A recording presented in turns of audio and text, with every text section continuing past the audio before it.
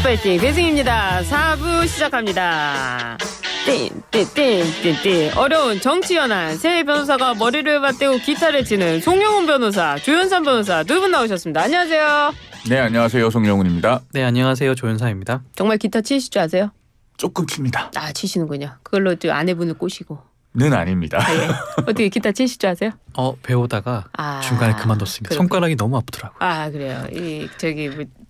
클래식 기타 같은 거 배워가지고. 네. 아니면 이제 하와이에서 치는 쬐끄만 거 있잖아요. 그런 거 해서 이렇게 딱 하면은 여자 꼬실 수 있습니다. 노력해 보겠습니다. 아유, 죄송합니다. 지금 민주당이 사실은 15일을 앞두고 굉장히 힘들 것 같은데요. 그 1심 선고를 앞둔 이재명 대표, 무죄라면 재판 공개를 해야 되는 거 아니냐, 이렇게 한동훈 대표가 공격하고 있습니다. 어떠십니까? 일단 재판 공개는 피고인이 우선 동의를 하는 게 맞겠죠. 그래요. 피고인이 아직 동의를 한다는 의사를 밝힌 것도 아니고요.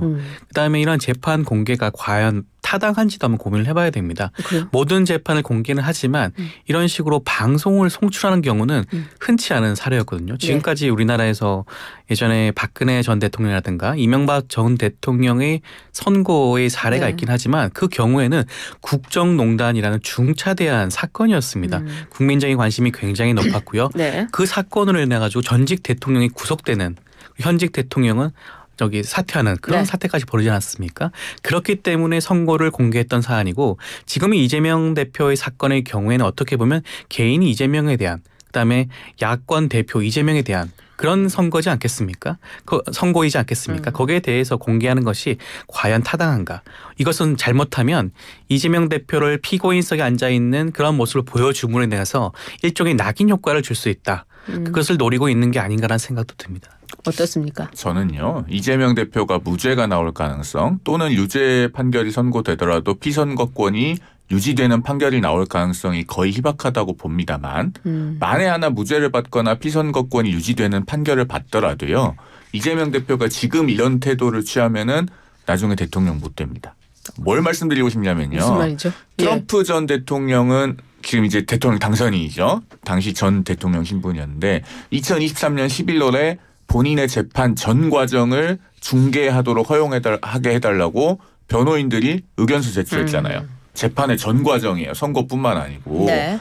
트럼프 전 대통령은 그런 태도를 보였기 때문에 미국 국민들의 선택을 받을 수 있었던 거예요. 그러니까 본인이 좀 어렵고 궁지에 몰려도 그걸 숨기고 감추는 게 아니고 오히려 다 드러내고 국민들 보고 판단할 수 있게 하려고 했어요.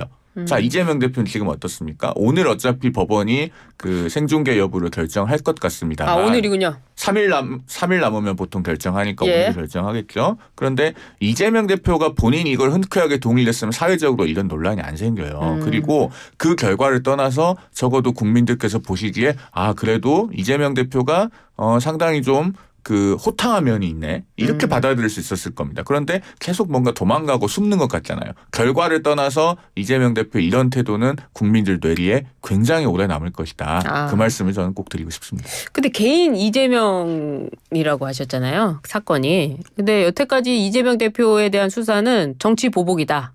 그리고 야권 대표, 야당 대표를 탄압하는 것이다. 이렇게 이야기를 했는데, 개인 이재명의 사건을 왜 공개하느냐, 이거 좀 논리 모순 아닌가요? 그러니까 정치인 이재명에 대한 지금까지 수사와 기소에 있어서만큼은 야당 탄압이라고 볼 수 있겠죠. 그렇지만 어찌됐건 피고인으로서는 이재명 대표 홀로 서 있는 거 아니겠습니까? 이재명 대표가 피고인석에 있는 사실, 그 모습을 대국민적으로 홍보하는 수단으로 지금 여당에서 생각하고 있는 게 아닌가라는 생각이 들고, 그것 자체가 인권 침해의 소지가 굉장히 높다라는 생각이 듭니다. 그래요. 근데 이제 단순한 사인이 아니고 유력 대통령 후보였잖아요. 0.73% 민주당에서 자주 강조하던데 그렇게 대통령이 될 뻔했던 분입니다. 그리고 현재도 상당한 그 일정한 지지율을 확보하고 있는 대통령 후보예요. 그러면 국민적 관심이 굉장히 지대하고 피선거권이 유지될지 여부의 판결은 중개할 정도의 공공의 이익은 있다고 봐야 되겠죠. 그러니까 이런 것들에 대해서 구구한 논란이 없도록 이재명 대표 본인이 동의를 했으면 사실은 사회적으로도 비용이 절약되고 그다음에 그 본인에게도 정치적으로 득이 됐을 것이다. 그 말씀을 드리는 겁니다. 그 이재명 대표가 공직선거법 위반 혐의로 100만 원 이상의 형을 확정받으면 피선거권이 박탈이 되는데요. 물론 지금은 1심입니다만 1심에서 구형이 징역 2년을 구형받았습니다. 굉장히 높은 구형이었는데요. 예상 어떻게 하십니까? 저는 무죄가 나올 것이라고 확신을 하고 있고요. 물론 15일 선고를 한번 지켜봐야겠지만 검찰의 기소 자체가 굉장히 무리하다고 저는 생각이 듭니다. 김문기 전 팀장을 몰랐다. 그래서 어떻게 보면 이것은 인식의 문제거든요. 네. 공직선거법은 분명히 법 조항에 보게 되면 행위를 지적을 하고 있습니다. 행위에 대한 문제인데 이것은 인식의 문제예요. 인식의 문제라고 하는 것은 공직선거법의 위반 사유가 될 수가 없습니다. 저는 검찰이 이런 무리한 기소 때문에 결과적으로는 무죄가 나올 것으로 보여지지만 그렇다고 하더라도 뭐 법원에서 어떠한 판단을 내릴지는 지켜는 봐야겠죠. 예. 민주당에서 나오시는 분들마다 이재명 대표의 선거법 위반 사건에 대해서 안 하시는 말씀이 있어요. 뭐죠? 김문기 몰랐다만 얘기를 하고 백현동 얘기를 잘 안 하십니다. 예. 사실은 그런데 그 백현동 발언이 먼저 있었거든요. 네. 그 국회 경기도 국정감사장에서 판넬까지 미리 준비해가지고 들어 올리면서 설명을 해요. 그 혁신도시법 43조 6항을 제시하면서 당시 공문에는 국토부 공문은 혁신도시법 43조 6항에 의한 요구가 아니라고 합니다. 그리고 용도 변경 여부는 성남시가 적의 판단 그러니까 알아서 해라 라고 적혀 있어요. 그런데 이재명 대표는 국토부로부터 협박받아서 그 용도 변경했다고 하잖아요. 자, 이재명 대표가 어떤 분입니까? 본인에게 뭔가 불리하게 하고 잘못하면은 고발도 잘 하시는 분인데 그 국토부 공무원들 협박한 사람들 누가 처벌받은 사람들이 있나요? 허위 사실이에요. 공문 명확하게 남아있고. 그러니까 이건 정말로 유죄를 피해갈 수 없는 건데 민주당에서 이 선거법 사건 얘기할 때 김문기 몰랐다만 얘기하고 백현동은 얘기를 안 해요. 저는 이거 무죄가 거의 불가능한 사건이라고 생각합니다. 알겠습니다. 형량은 어떻게 예상하세요? 어제 저희 당의 윤상현 의원님이 이 라디오에 나오셔가지고 네. 뭐 민주당이 430억을 반환해야 되기 때문에 벌금 100만 원 밑으로 나올 가능성이 많은 것 같다 뭐 이렇게 말씀을 하셨는데 저는 그건 좀 아닌 것 같아서 바로잡고 가려고 네. 합니다. 왜냐하면 민주당 지금 돈이 많아요. 예. 민주당 홈페이지에 가면 돈 많아요? 돈 많아요. 네. 객관적인 근거를 갖고 말씀드리는 거예요. 네. 그 민주당 홈페이지에 가면 올해 상반기 말 기준 6월 30일 기준으로 정치자금 수입 회계 보고가 올라와 있습니다. 거기 보면요. 일단 전년도에서 2월 된 돈이 322억. 그다음에 상반기 수입이 620억, 지출이 450억. 그래서 상반기에 쓰고 남은 돈이 170억. 두 개 합하면 492억이에요. 그렇군요. 430억 정도 반환해도 돈이 많이 남아요. 남네요. 그리고 그 당사 건물이 중앙일보 보도에 의하면 네. 가치가 한 450억 되는데 그 살 때 받았던 담보대출 다 갚았답니다. 벌써 갚았군요. 한 450억 돼요. 제가 등기부 확인해 봤더니 전세권이 한 12억 있어요. 그거 빼면 그러면은 492억에 438억 더하면 얼마입니까? 930억이죠. 예. 430억 반환한다고 당이 공중 분해되지 않아요. 그렇군요. 아마 어제 윤상현 의원님께서 이 자리에서 말씀하실 때는 그 내용은 미처 모르고 말씀하신 것 같아서 제가 좀 추가로 오늘 말씀드립니다. 민주당에 그 900억이 있다고요? 그렇죠. 어떻습니까? 900억이 있다는데요. 저 민주당이 그렇게 많은 돈이 있는지는 저는 잘 모르겠고요. 근데 뭐 민주당이 여력이 있다, 자력이 있다고 해서 뭐 무죄가 될 것을 유죄로 주고 유죄로 준다고 해서 형량을 뭐 100만 원 이상 준다. 저는 그건 아니라고 보고요. 법원이 법과 증거에 따라서 명확하게 판단해 주시기를 기대합니다. 판결이 나오면 뭐 거기에는 뭐 동의하시는 거죠? 물론 그 불복하는 절차가 분명히 있으니까요. 네. 그것은 뭐 이재명 대표도 할 수 있는 것이고 검찰도 할 수가 있는 거겠죠. 양측 모두 불복할 수 있는 사안이라면 불복하는 것은 어떻게 보면 당연한 권리라는 생각은 듭니다. 알겠습니다. 위증교사 혐의에 대해서 굉장히 이재명 대표가 걱정을 많이 하는 것 같아요. 본인의 진술서 16장을 내기도 하고요. 또 실패한 교사다 이런 주장까지 했습니다. 어떻습니까? 먼저 얘기해 주시죠. 실패한 교사다라고 말씀을 하셨는데 결과적으로 그 증언을 하신 분이 그 검찰이 주장하는 것처럼 이재명 대표에게 유리한 지수를 그 당시 법정에서 하진 않았습니다. 그렇기 때문에 이재명 대표가 이렇게 실패한 위증이다, 위증교사다라는 말을 하는 것이고요. 그리고 이재명 대표가 당시 증언자와 말을 대화를 할 때도 그 내용 자체가 어떻게 보면 있는 그대로 말해달라. 기억을 되살려서 있는 그대로 말해달라고 수차례 반복적으로 한 게 녹취록에 그대로 나와 있습니다. 그렇다고 한다면 이것은 위증이 아니라 사실 그대로 진술을 권한다고 할 수가 있겠죠. 그렇다고 한다면 이건 위증 교사의 그 범위에 속한다고 볼 수는 없지 않을까라는 생각이 듭니다. 일단은요. 위증 교사가 아니라고 한다면 그 지금 위증을 했다고 법정에서 시인한 그 고 김병량 성남시장의 수행비서 김진성 씨 있잖아요. 그분은 도대체 어떻게 설명해야 되는 겁니까? 위증 안 했는데 위증했다고 자기 죄를 받겠다고 법정에서 그렇게 이야기를 해요? 말이 안 되는 거고요. 물론 이재명 대표가 지금 실패한 교사라고 말을 하는데 실패한 교사가 맞죠? 그래요? 은폐하는데 실패한 교사입니다. 앞에 6글자가 생략돼 있는데 그 말씀 안 하셔가지고 많은 분들이 지금 오해를 하고 있는 것 같아요. 좀 이재명 대표가 말씀하실 때 앞에 생략하지 않아야 될 말은 꼭 해주셨으면 하는 그런 생각이 들어요. 그러니까 이게 4년이 넘게 지나서 녹음 파일이 발견돼서 은폐가 안 될 줄은 본인 아마 꿈에도 몰랐겠죠. 그런 점에서 은폐하는데 실패한 교사다. 만약 그런 의미가 아니라면 이건 정말 성공한 교사입니다. 그 검찰이 증인신문 줘서 다 확인하고 이재명 대표와 김진성 씨 간의 녹음 파일 확인하고 그거 2개 대조해서 기소하지 않았겠습니까? 굉장히 간명한 사건이고 제가 봤을 때는 이재명 대표도 많이 초조한 나머지 이렇게 뭐 피고인 진술서 같은 것을 뜬금없이 제출하고 굉장히 이례적인 일이잖아요. 변론 종결되고 나서 변호인들의 참고 서면도 아니고 그 피고인 진술서 그것도 종전에 했던 주장을 되풀이하는 것에 가까운 그런 걸 내는 건 이례적인 거라서 굉장히 초조함을 드러내고 있다. 그렇게 봅니다. 애초에 김진성 씨는 사실 증인이 아니었어요. 그런데 이재명 대표 측에서 증인으로 신청해서 김진성 씨가 나오게 된 거 아닙니까? 그 부분을 좀 생각해 보면 이재명 대표 주장과는 좀 거리가 있을 것 같은데 어때요?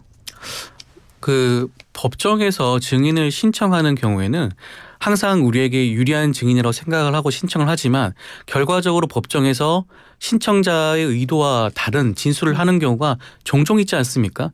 저는 이번에 김진성 씨도 그 경우 아닌가 하는 생각이 들고요.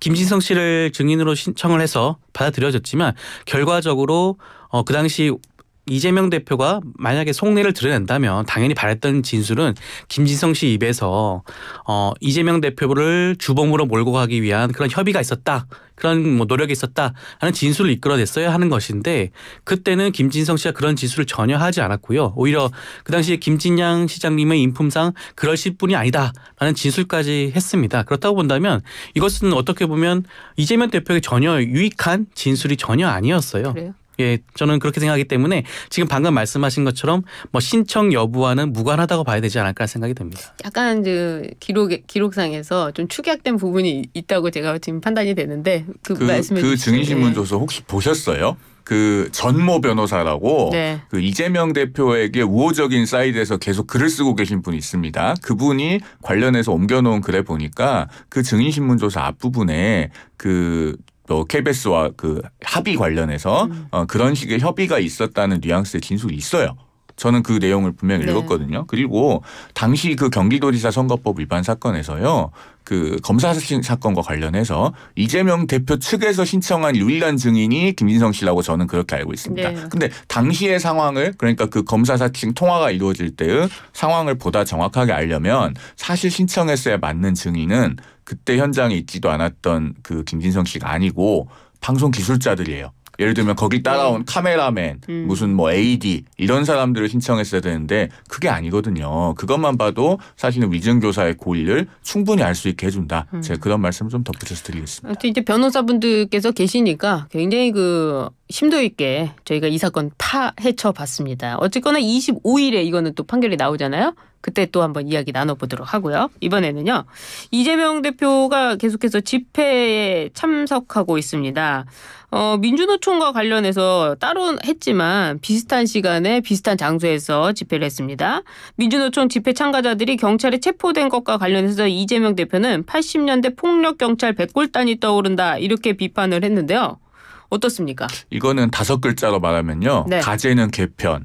초록은 동색이에요. 이게 왜죠? 왜 그러냐면 이재명 대표의 전과 중에 특수 공무집행 방해가 있잖아요. 그러니까 아무래도 공무집행 방해를 하시는 분들에 대해서 좀 더 우호적일 수밖에 없죠. 저는 그렇게밖에는 달리 이해하기 어렵습니다. 왜냐하면 옛날 백골단은요. 그 경찰이 진짜 그 불법적인 폭력을 했던 게 맞죠. 예. 근데 지금 사안은 그게 아니잖아요. 오히려 민주노총의 집회 참가자들이 거꾸로 폭행을 해서 지금 체포된 경우들도 있지 않습니까? 네. 그러면 이걸 백골단에 비유하는 건 정말 뭐 앞뒤가 안 맞는 정도가 아니라 본말이 전도된 거예요. 그럼에도 불구하고 이렇게 실드를 치는 거는 가재는 개편이다. 본인이 특수공무집행 방해 전과가 있어서 그런 것이다라고 밖에는 이해가 안 됩니다. 어떻게 보세요? 일단 불법 집회에 대해서 뭐 경찰의 대응 자체는 있을 수 있다는 생각은 들긴 들고요. 네. 그런데 최근 이런 집회 현장에 경찰이 뭐 방패라든가 삼단봉 들고 약간 중무장한 듯한 그런 경찰 인력이 배치된 경우가 있었나라는 생각이 우선 들더라고요. 처음부터 어떻게 보면 이번 집회에 대해서 경찰이 강공하는 그런 모습을 보여줄 의도가 처음부터 있었지 않나라는 생각도 들고 그리고 집회 현장에서 집회 범위를 좀 초과했다라고 말씀들을 하시는데 그 범위가 어떻게 보면 그렇게 넓지는 않습니다. 왜냐하면 본 집회가 있었고요. 그다음에 다른 집회가 있었습니다. 다른 집회 참여자들이 합류하는 과정에서 어떻게 보면 잠깐 그 위치를 벗어났을 수도 있는 부분인데 여기에 대해서 너무나 강경하게 대응하고 거기에 대해서 감정적으로 서로 마찰이 빚다 보니까 결과적으로는 물리적인 충돌이 벌어진 게 아닌가라고 싶고 여기에 대해서 어떻게 현장에 다 모든 걸 체포한다. 그다음에 여기에 대해서 수사를 개시한다라는 조치를 하는 것 자체가 어떻게 보면 좀 과잉한 모습이 아닌가라는 생각도 듭니다. 백골단은 다 안 보셨을 것 같은데. 근데요. 좀 질문 드릴게요. 경찰 부상자는 무려 105명이라고 합니다. 이 체포된 사람은 11명인데요. 경찰은 그러면 이런 사태에서 무조건 맞고만 있어야 되는 걸까요? 105명의 경찰도 다 우리들의 아들이고 누구 집의 자식이고 귀한 사람 아닙니까? 그렇죠. 그래서 지금 중무장에 대해서 뭐라고 하셨는데 아니 민주당 말로는 1차 집회 때 언필칭 30만이 모였다면서요. 제가 봤을 땐 30만 아닌 것 같긴 합니다만 주최 측에서 30만이라고 주장하는데 그러면은 두 번째 집회에 사람 얼마나 많이 올지도 모르고 당연히 경찰은 충분히 준비해서 나와야 되는 거 아닙니까? 왜냐하면 유사시에 군중이 흥분하면 어떤 상황이 벌어질지 몰라요. 예. 스스로의 안전을 지키기 위한 최소한의 조치는 하고 나와야죠. 그걸 뭔가 경찰이 평화적으로 집회하는 집회 참가자들을 향해서 먼저 뭔가 물리력을 행사한 것도 아니고 네. 지금 말씀하신 것처럼 폴리스 라인을 넘어오면서 뭔가 그 집회 참가자들 쪽에서 먼저 물리적인 그 도전을 해왔다면 그런 것은 또 방어 조치는 해야죠. 그렇지 않습니까? 이 경찰의 그 진압이라고 하는 게 너무 이 집회 시위자들을 위한다고만 한다면 미국의 경우에는 집회 시위에서 조금 현장만 넘어서도 굉장히 과도하게 진압을 합니다. 근데 우리나라는 오히려 이 경찰이 약자가 되는 부분도 있어요. 어떻게 보세요? 그 기준을 미국으로 삼는다고 하면 그렇게 보일 수도 있는데요. 미국뿐만 아니라 유럽도 그렇고. 근데 유럽의 그래요. 경우에는 오히려 집회 참가자들이 우리나라보다 훨씬 더 격렬한 경우가 많습니다. 집회 정도가 그렇다고 했죠. 우리의 경우에는 폴리스 라인을 벗어났다는 이유만으로 강경 진압을 한다라든가 아니면 물리적인 충돌을 벌어진다는 것 자체가 과연 온당한가라는 생각이 들고요.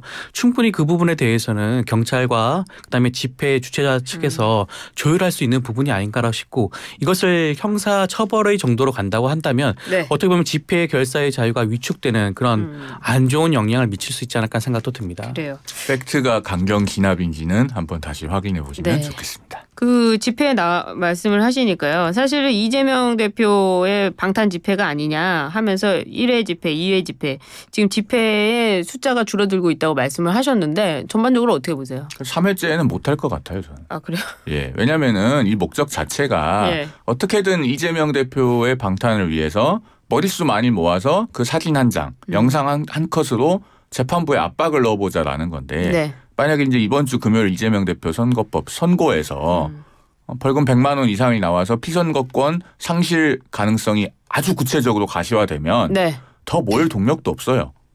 이거는 이제 이재명 대표는 이르든 늦든 내려갈 사람이구나 네. 라고 판단을 해서 거기 모이는 숫자가 아마 현저하게 줄어들 것이다. 그래서 저는 잠깐 좀 보태자면은 네. 조국 혁신당이 왜 이번 주말에 같이 집회를 하자고 했는지 물론 이해가 안 되는 바가 아니긴 한데 그래도 이해하기 어려워요. 왜요? 아니, 그러니까 조국 대표도 지금 재판이 걸려 있으니까 네. 역시 또 가재는 개편이라고 동병상련의 마음으로 같이 집회를 하려고 했는지 모르겠지만 아마 이번 주말에는 사람이 더 적어져서 좀 모양이 많이 빠지지 않을까 어떻게 생각해서 이 집회 그 목적? 집회에 참여한 숫자가 들쑥날쑥할 수는 분명히 있습니다. 네. 다음에 있는 집회에는 더 많은 숫자가 모일 수도 있는 것이고요. 그다음에 이번 집회의 목적은 이재명 대표를 구하는 그런 목적이 아니죠. 물론 그렇게 생각하실 수도 있는데 그렇다고 한다면 지금 많은 국민들이 바라고 있는 거는 이재명 대표 구하기뿐만 아니라 당장 지금 목전에 있는 지금 국정농단 사태에 대한 그런 분노입니다. 국민의 목소리를 지금 대통령실에 전달하는 유일한 창구로 이번 집회를 삼고 있다고 생각을 하실 수가 있을 것 같고요. 네. 저는 이재명 대표의 선거 결과와 무관하게 이러한 집회는 앞으로도 계속해서 반복적으로 이루어질 수 있다는 생각이 듭니다. 제가 짧게만 네. 말씀드리면 그 민주당 주도의 집회에 참여하지 않는 일반 국민들의 어떤 따끔한 회초리 이런 거는 저희가 아프게 들어야 돼요. 그 민심에 대해서. 그런데 이제 그것과 별개로 민주당이 주최하는 집회는 민주당이 추산한 그 인원으로 계속 숫자가 줄잖아요. 그게 원인이 뭡니까? 바로 옆에 이재명 대표 무죄 탄원 서명 부스를 만들어 놓고 거기 서명을 받아요. 그러니까 국민들이 그 목적이 뭔지 다 아는 겁니다. 그러니까 당대표 한 사람 개인의 무죄 서명 받자고 하는 그런 집회는 나는 안 나가겠다. 이 민심이 숫자로 구체적으로 나타나고 있는 거죠. 그래요. 알겠습니다. 이 다음 주 집회는 또 어떻게 될지 다음 주에 한번 저희 이야기 나눠보기로 하고요. 검찰이 참 속도를 내고 있어요. 명태균 씨와 관련된 수사인데요. 명태균 씨와 김영선 전 의원에 대해서 구속영장을 청구했습니다. 공천 대가성으로 금품을 주고받았다 이런 혐의인데요. 어떻게 보세요? 사실 드러난 내용만 살펴보면 구속영장 당연히 발부될 것으로 보여지죠. 예. 그 정권 차원에서도 저는 발부될 것으로 보여지는 게 네. 명태균 씨가 지금 계속 외부에 있다 보면 어떠한 말을 할지 아마 컨트롤이 되지 않을 수가 있을 겁니다. 강혜경 씨의 앞으로의 진술도 계속 나올 것이고요. 네. 거기에 대해서 명태균 씨가 어떤 식으로인지 반박을 하게 되다 보면 대응을 하게 되다 보면 아마 정권이 생각하지 못한 방향으로 흘러갈 수 있다. 라는 생각이 들 것이고 그렇다고 한다면 여러모로 네. 사실관계를 보더라도 정권의 필요성에 의해서라도 저는 구속영장은 발부될 것으로 보여지는데 문제는 지금 정치자금법 문제가 아니지 않겠습니까? 공천 개입 그다음에 선거 개입 각종 의혹에 대한 것을 수사를 해야 되는데 과연 검찰이 그런 의지가 있는지 그 부분이 걱정되는 부분입니다. 아 그래요? 어떻게 보세요? 명태균 씨는요. 공공연하게 본인이 증거인멸을 했노라고 사실 밖에다 말하고 다니고 있잖아요. 아 그렇죠. 그런 것들이 다 구속영장 심사할 때 증거인멸의 우려로 작용하거든요. 그래서 높은 확률로 저는 구속된다고 보고 있습니다. 그러니까 예. 명태균 씨가 최근에도 어떤 이야기를 했냐면 그 본인의 과거 사용했던 휴대전화에 대해서 언론에 얘기를 하면서 뭐 누구와 녹음이 있느냐라고 언론이 물어보니까 있는지 없는지 잘 모르겠다고 해요. 네. 그런데 이제 우리 시청자들 다 아시겠지만 몇 년 전까지는 아이폰은 녹음이 안 됐어요. 뭔가 녹음이 되려면은 삼성 제품이나 이런 안드로이드 운영체제를 쓰는 휴대폰이거든요. 네. 그러면은 그 안드로이드 휴대전화들은요. 비밀번호를 못 풀어도 구형 기종, 그러니까 몇 년 전에 운영체제 버전을 쓰는 것들은 사설 업체에서도 다 그걸 뚫고 들어가서 포렌식이 가능합니다. 그렇군요. 근데 그걸 못 풀어서 안 되니까 버렸다라고 하는 건 본인이 증거인멸했다고 시인하는 거예요. 저는 구속 가능성이 매우 높다고 보고 있습니다. 그렇군요. 그런데 이 검찰의 그 구속영장을 보면요. 윤석열 대통령과의 뭐 혐의 혹은 김건희 여사와의 혐의 뭐 이런 거는 없는 것 같아요. 어떻게 되는 겁니까? 아마 뭐 검찰 입장에서야 일단 구속시킨 다음에 추가적으로 뭐 조사할 수 있다라는 그런 여지를 두고 있는 것으로 보여지긴 하는데요. 네. 그렇다고 하더라도 그것을 조금 더 명확하게 했으면 좋겠습니다. 어떤 지금 정치자금법이 사실은 메인이 아니 주류가 아니거든요. 사람들이 궁금해하는 것은 어떻게 윤석열 대통령과 김건희 여사와 명태균 씨가 어떠한 내용을 주고받으면서 공천 과정에 개입을 했는지, 그다음에 여론 조작에 개입을 했는지, 그 결과 어떠한 분이 당선이 되었는지 그런 부분들을 궁금해하고 있고 그런 궁금증에 대해서 검찰이 답을 해야 되는 겁니다. 거기에 대한 집중적인 수사가 필요하지 않나 싶고 정치자금법도 물론 다뤄야 되지만 정치자금법만 집중적으로 다루다 보면 그 부분 소홀해질 수 있기 때문에 그 부분 조금 더 우려되는 부분이 아닐까 싶습니다. 그래요. 저는 매우 검찰이 강력하고 포괄적인 수사 의지를 갖고 있다고 봅니다. 지금 수사팀이 계속 보강이 돼서 특별수사팀 비슷하게 됐죠. 이제 10명이 넘고 부산지검 차장검사도 네. 파견이 됐어요. 그러니까 구속영장에 적시된 혐의는 일단 구속영장을 빨리 받기 위한 것이고 네. 구속이 되면 또 다음 단계 진도 나가서 폭넓은 그리고 충실한 수사를 할 거다. 네. 이렇게 예상합니다. 알겠습니다. 두 분 말씀 잘 들었습니다. 오늘 여기까지 하도록 하겠습니다. 감사합니다. 고맙습니다. 감사합니다.